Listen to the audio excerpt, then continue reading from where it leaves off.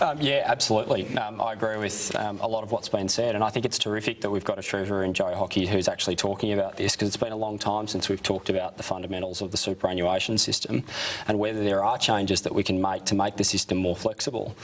I think the idea, the housing idea has been raised, and from a young person's perspective, I mean, a lot of young people are struggling to get into the housing market, and a lot of what's been talked about is that superannuation will be used to fund people buying a house. Now, the point and of raise that, the cost of houses. Well, I want to address that, and that's exactly the point. I mean, this is not really about whether or not we change the price of housing. I mean, I don't think that allowing young people to dip into super to buy a house is about decreasing the cost of housing. It's clearly not going to have that effect.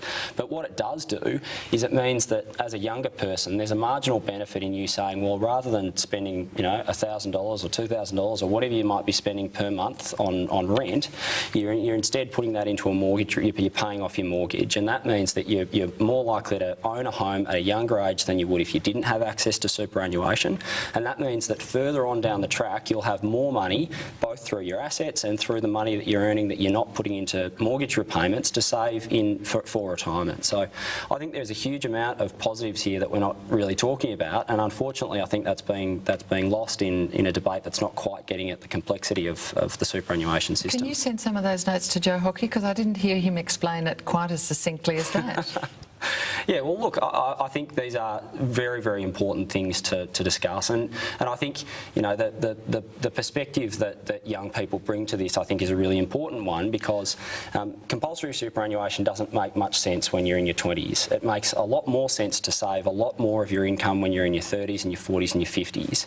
But when you're young and you're trying to invest money into education, you're trying to invest money into assets that you'll hold hopefully over 10 or 15 or 20 years, you need access to capital. And the problem that young people have is that their salaries are quite low and they don't have access to capital in the way that you do later in life. So I think it's vital that we have this debate about flexibility, particularly for young people, but I think it's important at any stage of life. Do you think if it does deplete their retirement savings, yes, they've got a house and that's saving as well, as Angus pointed out, if it does deplete their retirement savings, will that put more pressure on the pension system? Well, there's a few different models. Of course, there's different policy settings, but the original proposal in Fight Back in 1991 was that you could use up to 75% of your superannuation savings.